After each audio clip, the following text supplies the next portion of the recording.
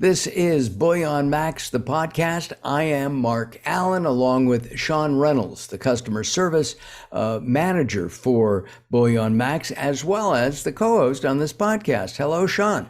Hi, Mark. How are you today? I'm doing terrific. We're going to talk about what's hot in the world of gold and silver coins, and I think we'll start at least, maybe finish in England. Lots going on over there. God save the Queen. Oh, sorry, King. How King. about that? And what an amazing event this has turned into in the coin world. I mean, the Queen had a long reign, 70 plus years. The longest reign ever. Yeah, and you consider all of the coinage that she's been a part of through the years. I had an opportunity to see kind of a retrospective of a young queen as she got older and older, and then all the different coins that she was on, not only bullion coins, but just the currency as well. You know, the Commonwealths and anything related to the UK and England and the monarchy and all of that. Just fascinating, Mark. Absolutely fascinating. Absolutely. I think isn't she on Canadian and Australian coins as well? Yes, and it's kind of fun to see her on like the Nui coins and Tuvalu and a couple of other just teeny tiny countries that happen to mint coins, but they do a lot of interesting pop art type of things. So to have the Queen on the backside of Bart Simpson is kind of funny. Yeah, that truly. Never thought she'd be there, but there she is. I understand that the English, people in Britain particularly, are right. Yeah. Yes, are buying Queen Elizabeth 2023 coins, and they're selling really well right now. Yeah, because we all know that's going to be a very limited run of whatever it is. Because let's face it, she passed in September, and she will not live to be a part of 2023. And as we learned recently, the monarchy likes the living person who reigns, king or queen, on their currency. So interesting that 2023 coins actually got made with the Queen on them to begin with. Can't really call it a mistake because they could just not release it, melt it down, unless it's on paper, you know. So there are things you can do to kind of recall an error like that, if it's an error at all. But I think they know what they're doing. They're pretty smart. Sure. And I think in light of the hard news of losing the Queen and having her pass, well, here's that one more thing to talk about that's positive. And I think the world can use just about anything a little on the positive side, even if it seems silly to us, Mark, to go, look, okay, she's gone. What are you doing? How does this help? You know, kind of who cares if it helps or not? If they're getting a kick out of it and it's not hurting anybody else, what the heck? Have fun. Right. And I think that you know, there's production. And if you're producing something like a product, which is what a coin is, you need lead time. So yes, maybe they started, you know, pressing the coins, producing the coins, who knows, at the beginning of the year, and they don't release them right away. And here they are. So they're collectible right off the bat. With the throughput issues that the mints are experiencing right now, I mean, I don't believe we've received a timely shipment directly from a mint at BullionMax in quite a while, just simply because the demand for the metals is so high. So this might be one of those things where, you know, they minted them over the summer and they know there's a shortage elsewhere. So you know what? We're just going to release them. We'll get them out there. And people are buying them. They most certainly are. Yeah. If you look at it for what it is, it's pretty unique in its nature, but it's also going to be very limited because of its nature. And that will get Joe Average off the bench going, I need one of those. I need one of those. No, 10. 10 is better. Yes, I need 10 of those. Okay, that's just kind of the way people think. Normally, we don't want to take a chance on a collector's item, especially if it's kind of expensive. But if this is a coin, like any other coin, of course I'd like some of those. And I'm probably going to take them out of circulation right away and set them over here. I didn't quite get this from the article. Are there both gold and silver coins, 2023 coins with the Queen's likeness? Yeah, I believe so. I believe so. So it's just, if you're buying the metals anyway, and it strikes your fancy, that's another thing that I talk with people about when they're purchasing for their investment purposes. What their goals may not be in line with something fun. And occasionally you should buy that something fun, because otherwise, if you're always just going to buy this because I need to get those ounces and blah, blah, blah, you're not having any fun. Okay, given what some people are spending, doggone it, would you have some fun as well? I Yeah. mean, this should be something that not only brings protection to your family, but also brings you joy, something you can be proud of, not something you want to show off, obviously, because you don't want too many people to know what you've got within arm's reach. But it's just interesting to see these things that strike a chord with most people of a certain kind, like the folks in the UK love the Queen. They love this idea of her having one more year, so to speak. Right. And certainly anything collectible in nature. I am not old enough to remember the Kennedy assassination, but I'll tell you what, I sure remember the memorabilia that was still getting cranked out when I was a little boy. So it has a lasting kind of halo effect, if you will. But it's just fun that it's happening with coins, because that's what we're dealing with every day. Sure. With collectibles, is there a premium? You've got the price of, say, the gold or the silver, but because it's a collectible, the likeness of Queen Elizabeth, is there a premium on top of that? Is it valued higher than just an ounce of silver or an ounce of gold? Well, only time will tell if that is the case. Standard bullion, some people are starting to try to buy up whatever has the Queen on it. If that's what's in stock, great. But we haven't necessarily marked things up because the Queen is on it. Other places are, but we're not doing that. But as you mentioned, collector's items, they can carry a higher collector's items can carry a higher premium, simply because there's some licensing involved or things of that nature. Say, for example, the 60 years of James Bond 007 coins that we have are a few dollars more than, say, what a maple leaf might cost. So they can be a little more expensive, sometimes not a lot more expensive. Other ones, like the John Wayne colorized coin, sold for about $100. So sometimes they do carry a pretty hefty premium, but there's probably also special packaging to go with it and all kinds of other little memorabilia that makes it a great gift. Or for someone who's a fan, it would be a great item to have. So collector's items can run the gamut in terms of cost and quality and packaging and all kinds of things, to the point where it's like, is there a coin in here? Holy cow. Wow. Bond, James Bond. Absolutely.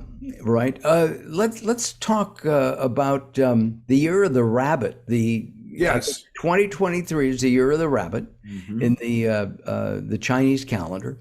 Mhm. And with that, I guess the Perth Mint has released some Queen Elizabeth 2023 coins. Can you tell us a little bit about those? Yeah, and this was something that I was wondering about personally, knowing that the Perth Mint usually releases the lunar calendar coins, about 3 months before that actual year happens. So they're always on the leading edge of releasing the 2023 coins. So I thought, okay, they probably had these minted before the Queen passed. So I was wondering to myself, okay, so do you Do you melt them down and go, no, no, no, no, no, no, no, she was not around in 2023? Or do you just go ahead and release them? And so they went ahead and they released them. Right or wrong, we're talking about what's hot, and these most certainly are. And what's interesting on top of that is that Perth Mint Lunar Calendar, those coins are probably the most renowned to coin collectors because the artwork is stellar. And Yeah. I think they're in the third series. And with there being, I think, 12 in the zodiac, or in the lunar calendar, the Chinese calendar, characters, they're working on decades of releases, but the artwork just keeps getting better and better. And it was interesting because for a while there, almost everybody, because the Perth was having such success with this, would have their own versions of the lunar calendars. And I recall it was the Royal Mint in the UK, Year of the Dog. It looked like a pile of rice running. Oh my. Like, oh, okay. When I think of a dog, that's not the dog that I think of. Right. But didn't someone take another look at that and go, Year of the Rice? Is that what that is? It's not an attractive coin. There's usually some kind of element of little bit of fantasy thrown in with some real life, and that makes the characters a little otherworldly, not in a I couldn't recognize that's a dog type of situation, but they look extra cool somehow. And they can even do that with Year of the Rat, and Year of the Pig, and all of that. They find ways to make them stunning and interesting. And the availability of these coins is at BullionMax.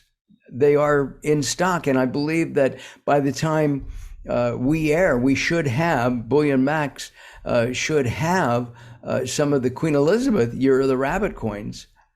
We certainly hope to. It's one of those things where it's hard to keep just about anything in stock at this time, so that's tricky. I would hope by the time, since we've been talking about it, people do have them available to purchase at BullionMax.com. But certainly, if we're out of them, we are doing everything we can to get more in. The thing that also struck me as being interesting, and I as we talked just prior to starting our show, is that King Charles III coins are also out. Mm-hmm. Right? Yeah. That's fast. I mean, it's like a month, but as I guess, the Queen was in her 90s. They must have had an idea that this was going to happen. Couldn't call it unanticipated, Right. But it's still, manufacturing is one of those things that you can have all your ducks in a row, and you may want to go to production, but depending upon whether or not you own the facility or someone else is doing it for you, you may have other people in line who will come before you. And so a turnaround time like this is not possible in that situation. Right. When it's your own mint. Okay, time to go. Let's do it. Let's transition to the new monarch, and away you go. And if you go to BullionMax and just look around, you can even search King Charles III. There's a beautiful coin, gold, that's featured there, and I think that's something that you can take a look at. I really enjoyed that. Let's talk briefly. The Queen faced one way, and I guess the tradition is that the next monarch faces the opposite way. Yes, and I was current years old when I learned that happened. I wasn't alive the last time they were facing in the other direction.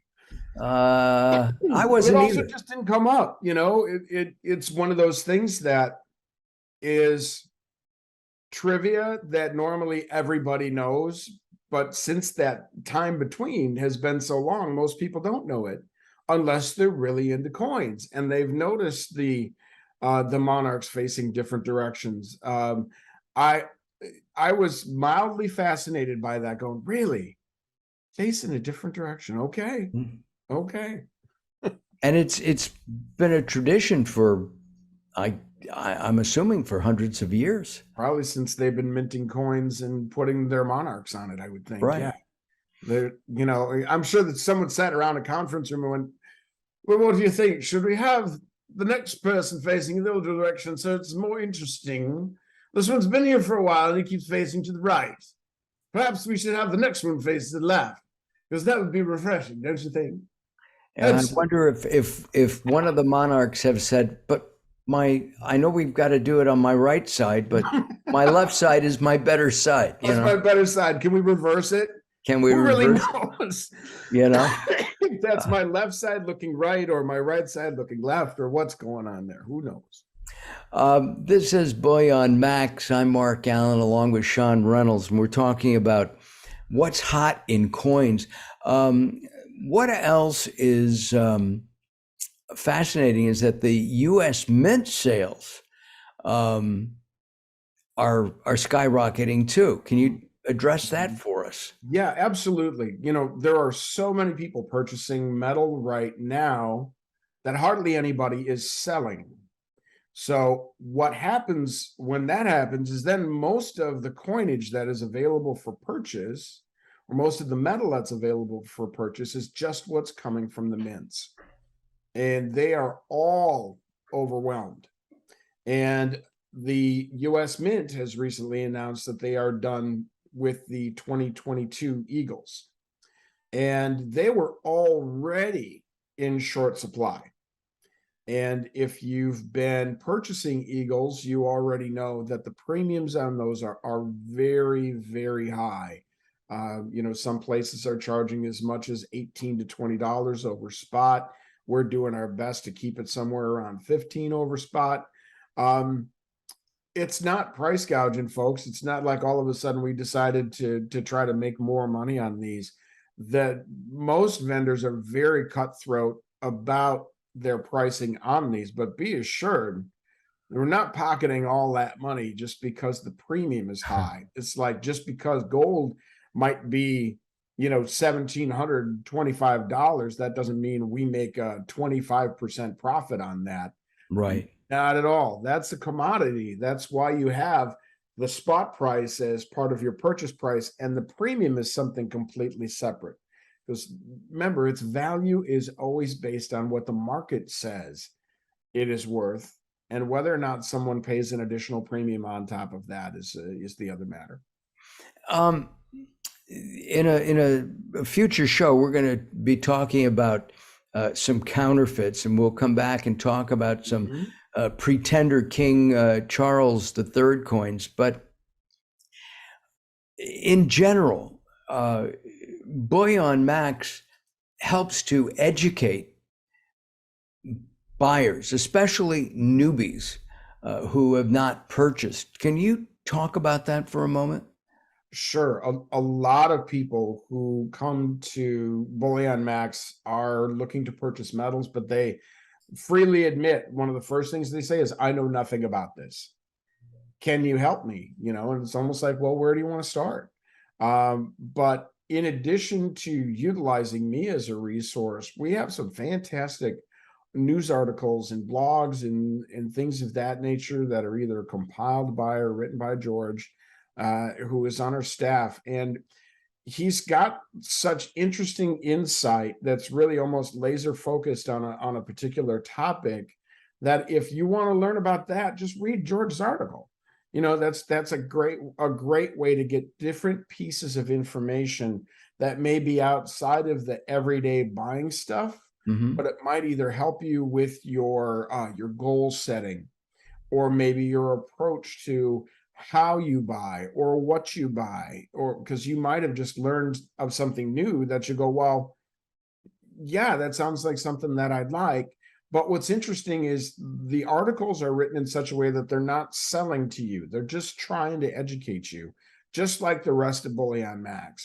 Obviously, we love people to buy from us, but it really is about getting people educated so they feel good about what they buy, and they know why they bought what they bought, not just because some guy sold them on it or because I said so personally. It really is something that is special and important for them. So we want to make sure that they are the ones who kind of own all of that experience, good and bad. Let's face it, we're always learning. Nobody's got a crystal ball either.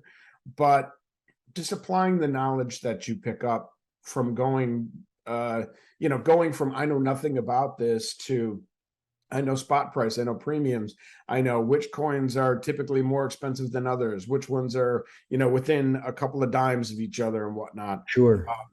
I love to hear people come back about 3 months after they've been purchasing for a while. We've gone through kind of the BullionMax school of anatomy of precious metals and buying and all of that, and then hearing them say things that I told them back to me, and this is why they're looking at X, Y, and Z possibly for today's purchase. I love that. That's very, very satisfying to me. It's like being a teacher. Yeah, absolutely. Right. Absolutely. And to have them pick out things that was like, oh, I thought I was the only one who knew about that. Okay. Nice job. But also, I'll help people, and they may be checking on the status of their order to make sure that it was placed correctly or whatnot. And if it's their first order, I'll congratulate them. Especially, I had someone I spoke with yesterday who said, I've been thinking about this for 18 months.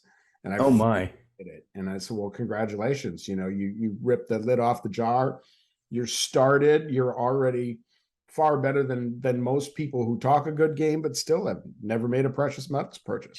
And if you go to BullionMax and look around, the article on the Year of the Rabbit, I think, is a fascinating article. But there's also some pictures of some of the coins that are available, and I think that's something that bears checking out.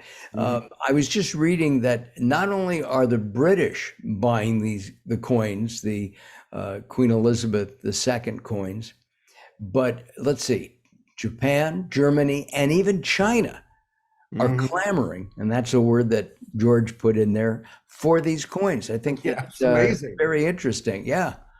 Because you would think, why would China care? You would think. But I think they understand the 70-year run, how unique the situation is. And it's a once in a lifetime type of situation. Given her longevity, she could be special to everybody when you get right. Well, she was a world leader, and everybody apparently liked her. And I think that's really important.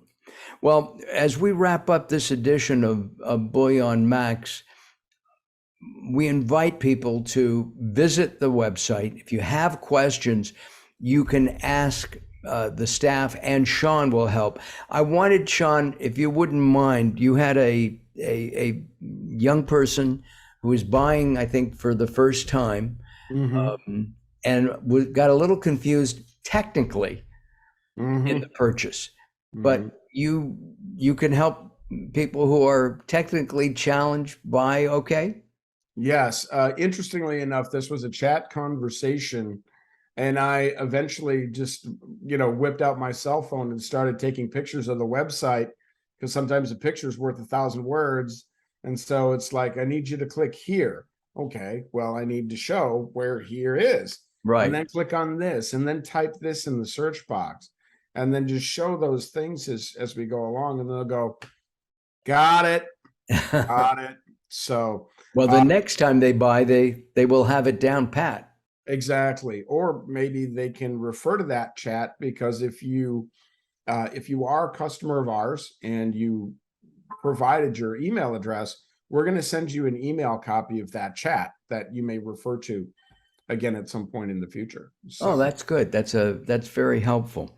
Well, Sean, on our next edition, we're going to talk about pretenders and phony coins, and what to look out for in purchasing collectible coins, right? Absolutely. And technology is amazing. You know, we've got 3D printers, we've got all kinds of things that can help us with design. Just imagine what the mints have to do to stay ahead of all that. Yeah, that's amazing. All right, that'll be on our next episode. I'm Mark Allen. Thank you, Sean. Thank you for tuning in. We will see you on our next Subscribe. Subscribe. Oh, I forgot. Subscribe. Yes, good. Thank you. Subscribe. We really would appreciate that. And that way you get all the latest news from BullionMax. Bye-bye for now.